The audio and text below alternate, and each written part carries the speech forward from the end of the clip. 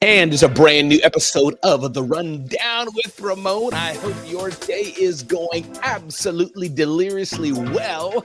My day is. My day always good because I get to spend some time with you. All we ask is for a little bit of your time to give you the top things you need to know to live your best life or start or grow your business. And hey, listen, if your day's not been so good so far, I'm so excited, honored, and happy that I get to spend a little bit of time with you today. And if your day's doing pretty quite well, then that means I get to spend a bit of time with you in your already marvelous day. Today, we have an exciting episode for you today. We're going to talk about a few things, and I'm glad you're here. 8 secret habits of people who don't get stressed. Is that even a thing? Why trend hopping can lead to brand failure on social media. We're going to talk about Apple proving that AI is a feature, not a product. Our friends at Brains talk about what drives success in organizations, building a strong teams for a thriving work culture. That's going to be exciting. And the importance of taking time off when running a small business. From my good friend Reva Lasansky, who always brings it. Talking about the power of what does it take to stop checking your phone, a bag with a lock. Don't know if that's really a thing or that's just kind of a passing fad in itself. His side hustle made $20,000 in 2 weeks after catching Beyonce's attention and more. We're going to touch on this. How the 3-3-3 rule lowers career anxiety and calms the mind. We all can have a bit of mind calming, financial management for startups, and leading with vision, how to inspire and engage your team. And again, my name is Ramon Ray, started 5 companies, sold 3 companies, and this is The Rundown with Ramon. Glad you're here today. If you're enjoying The Rundown with Ramon, do me a favor, DM me across one of the platforms, DM me on IG, DM me on LinkedIn, tag me on Twitter. Let me know you're watching The Rundown with Ramon and what we can do better, how we can serve you. Again, I've started 5 companies, sold 3 companies, authored 5 books, and I'm here to bring you The Rundown with Ramon. So with that, let's get with it right now. Ding, ding, ding, ding, ding, ding, ding. Why a strong brand isn't a luxury, but a necessity. That's a great question. Why a strong brand is not a luxury, but why it is a necessity. Well, there's a few reasons for it. I think that some people, if you're going through life and you're saying to yourself, listen, I don't have to have a strong brand. I don't have to do it this way. That may not be the best way to go about what you're trying to do. Maybe there's a better way to do it. Because if you're only living life that way, if you're thinking, well, I have a brand, but it doesn't have to be that strong, can you really thrive? Can you grow? How do you think Starbucks has grown so much? How do you think Starbucks has thrived? Because they know that they want to reach a certain type of people, a certain type of way. And this is important. This is important. And so I encourage you today, as you're going forward in life, to think, how can you live your best life to your best fulfillment? So again, this is The Rundown with Ramon, and I'm so glad you're here. And while I'm here, I'm going to make one change right live, and I'm going to switch gears. I've just got the wrong thingamajiggy here, but it's all good. We'll go back and correct that later on. I know this is a live show, but that's okay. Sometimes in the live show, you got to make a pivot. So let's start this up differently right now. As I'm loading up the comments to bring you The Rundown with Ramon. Here we go. This is what I wanted to do right now. And again, welcome to The Rundown with Ramon. Let's dive into our episode of the day. Ding, ding, ding, ding, ding, ding, ding. Talking about 8 secret habits of people who don't get stressed. What are the people in your life that you know who you feel they rarely get stressed? What's that like, living a life of, hey, I don't get stressed? Well, let's dive into that right now from our friends at Your Tango. 8 secrets they're doing. 1, they own their insecurities. It's hard to go forward in life, and it's hard to be stressed if you recognize where you feel insecure, if you recognize the areas that maybe you're not the best in, and you don't allow those things to have the pressure over you. Number 2, they don't rush This doesn't mean they're always moving in slow motion, but this means they're careful, they're more methodical, and they don't feel everything is a fire that they have to put out. Number three, they cut out things that trigger anxiety. This doesn't mean probably they're living a peaceful, filled world and that nothing around them is bothersome. But I believe I'm going to take this further. That means that things they know cause anxiety, friends they're with maybe that are toxic and terrible, they don't let those people get to them. Number four, they get plenty of sleep. Sleeping adequately is still frequently scoffed at by people who wear their daily exhaustion like a badge of honor.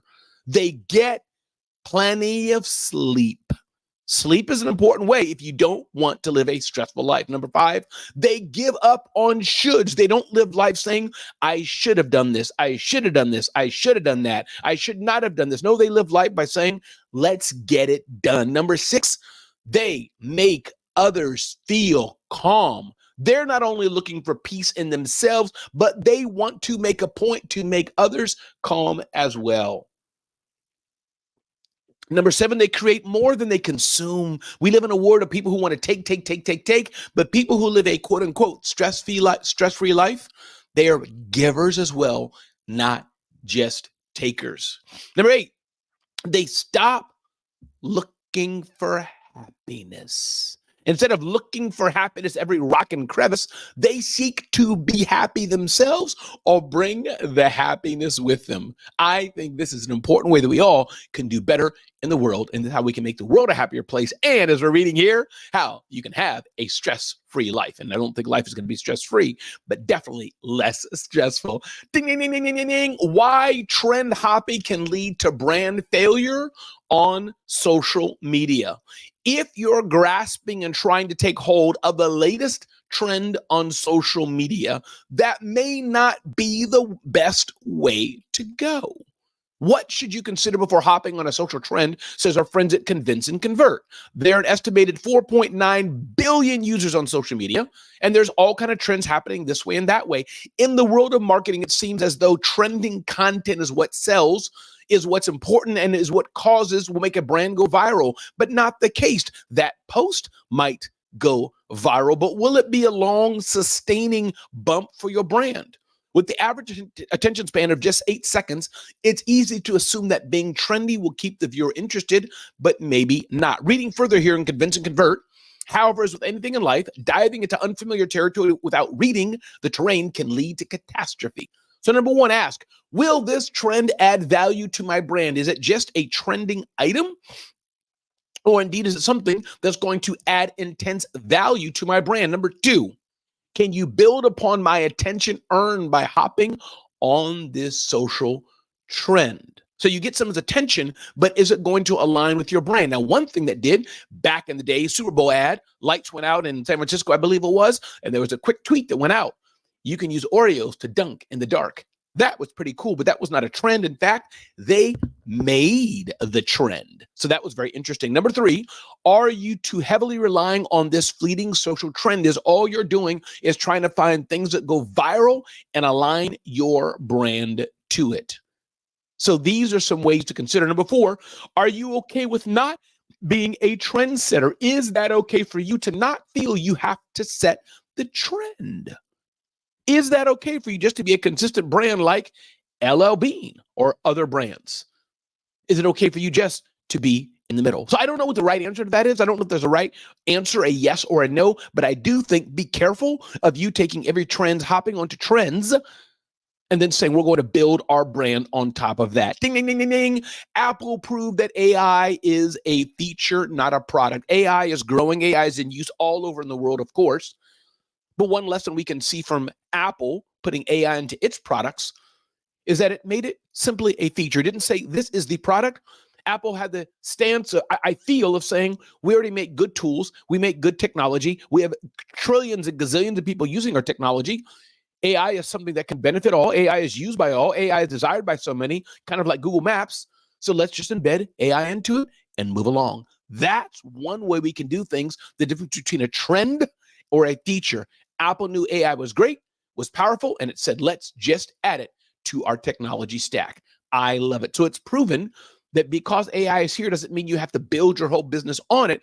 already have a great business, and then how can you leverage the power of AI to be in that already great business? Again, welcome to The Rundown with Ramon. What drives success in organizations? Building strong teams for a thriving work culture, written by Derek Love and Brains. Cultivate a culture of trust and transparency as best as you can. Foster diverse and inclusive teams as best as you can. Invest in team development. Number 4, encourage innovation and risk taking. This is easier said than done, I know. But if you want to have a successful organization, one thing you must focus on is not just finances. One thing you must focus on is not just the marketing, but the other thing you have to consider and focus on is also building a strong team that has great culture. And again, to recap that from Brains that Derek Love wrote, executive contributor of Brains, cultivating a culture of trust is important. Foster diverse and inclusive teams. And 3, investing in team development, letting your team grow, investing, encouraging them to get better at what they're doing. Again, thank you for listening to, thank you for watching The Rundown with Ramon. I'm Ramon Ray. Get to know me better at RamonRay.com. Check us out at zoneofgenius.com. and see how we can help you grow your business or live your best life. Ding, ding, ding, ding, ding, ding, ding. Taking time off when running a small business, 6 tips and tricks. Really important to take time off to relax and not just be on the go all day long. Reva Lasansky says from allbusiness.com, things you can do is 1, plan ahead. You can't just take time off if it's not part of your plan. Number 2, have you prepared your team that you will be off? Number 3, preparing your customers. Hey, I'll be away for X period of time. Give your customers the roadmap, what to do, who to contact, what process to follow. Arm yourself with the right apps so that while you're away, few of us can really be totally all away, but while you're away, you can still catch up, see what's going on. Give input, critical input as needed. Know yourself.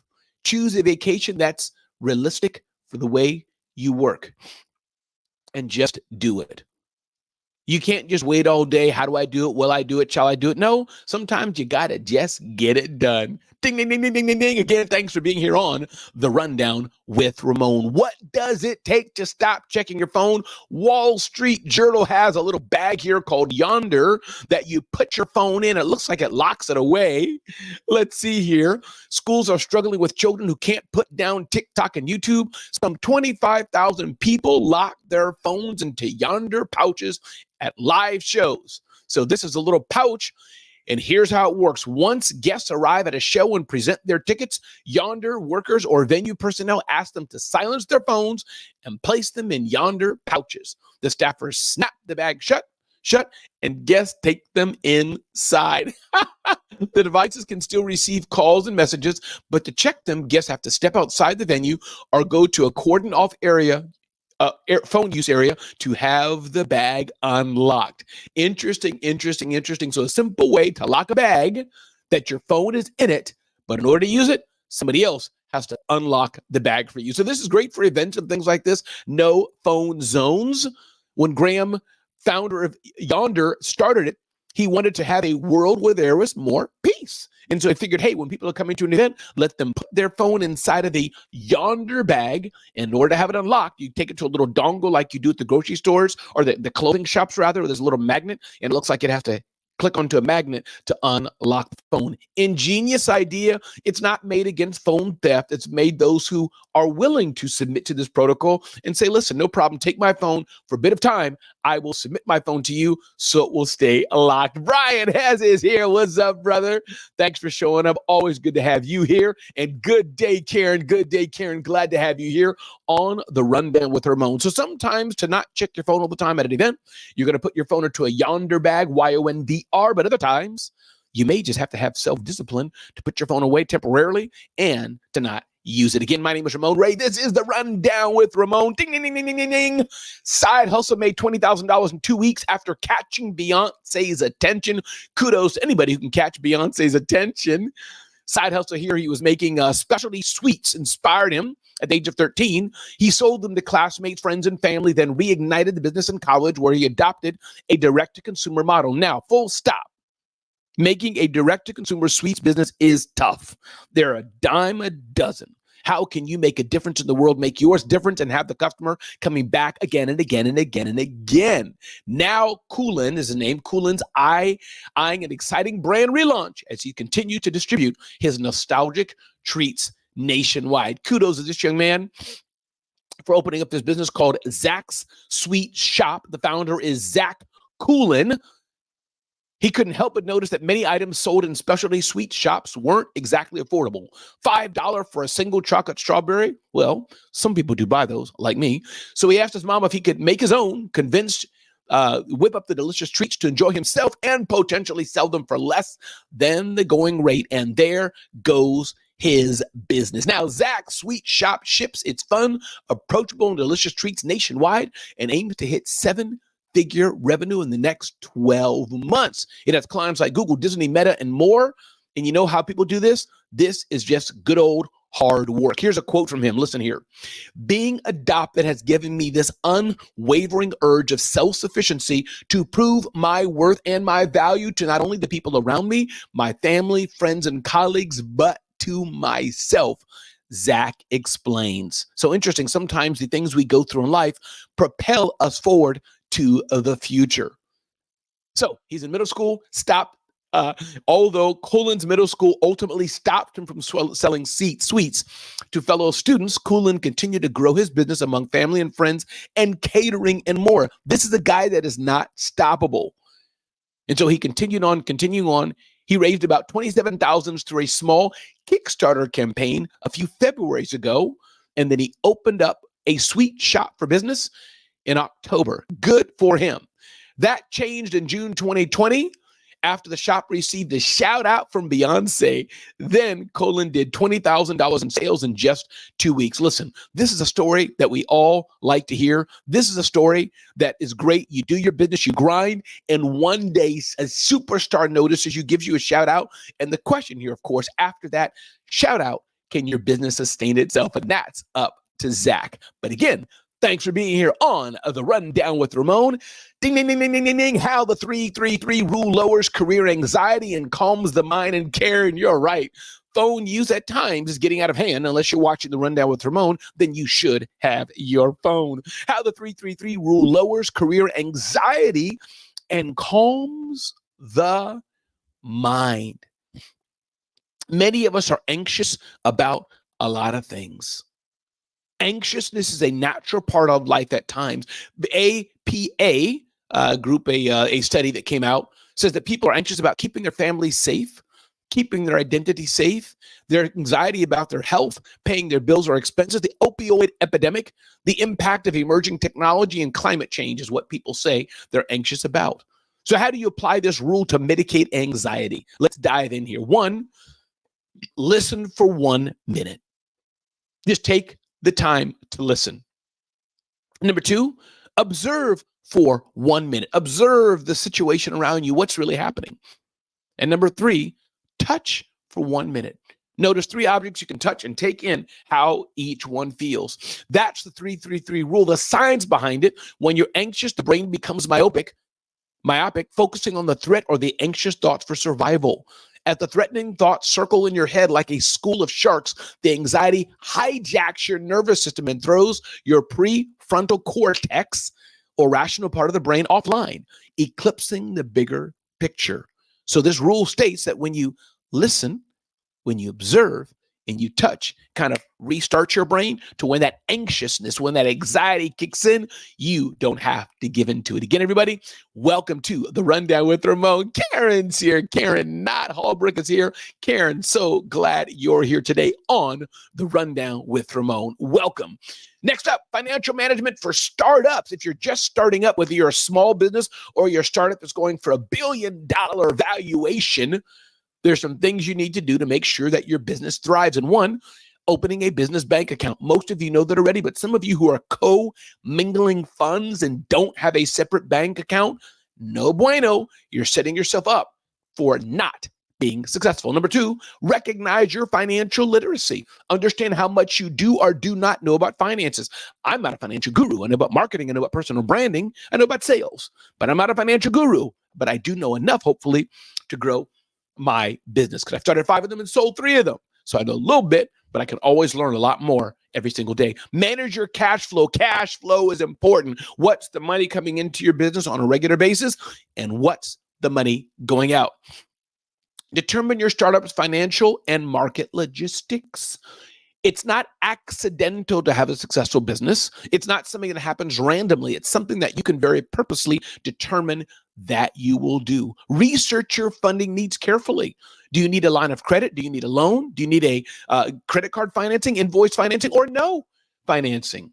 What do you need to grow your business? Utilize experts. There are a number of people around you that can help you get your startup or your small business set on the path to success, including a good bookkeeper, a good accountant, and somebody who knows about money, even another mentor who's built businesses who can give you guidance in how best to leverage your money. Don't forget to leverage the power of financial software, FreshBooks, Xero, Pluto, Oracle, QuickBooks, Zoho. Many others are out there that can help you with your startup financing and growing your business. Again, my name is Ramon. This is the Rundown with Ramon. Hope you're enjoying the Rundown with Ramon. My guy, my friend, love you. Josh Johnson is here. What's up, Josh Johnson? Good day to you. Glad you're here watching, brother. The Rundown with Ramon. Ding, ding, ding, ding, ding, ding, ding. Leading with vision. How to inspire and engage your team. Our last tip of the day here on the Rundown with Ramon. How do you lead with vision? How do you inspire your team? Writes our friends at Brain, Sophia Cassie. The essence of visionary leadership. Leaders are not those who just stay and think in the moment. They're people who think in the future, who think ahead. Having clear vision is an impact on your team for good or for bad. A leader with clear vision boosts the morale of their team and enhances cohesion. What are some things you can do to lead with better vision? One, make sure you articulate your vision clearly. Every single day, everything you're doing, articulate your vision. Number two, communicate consistently. Communication.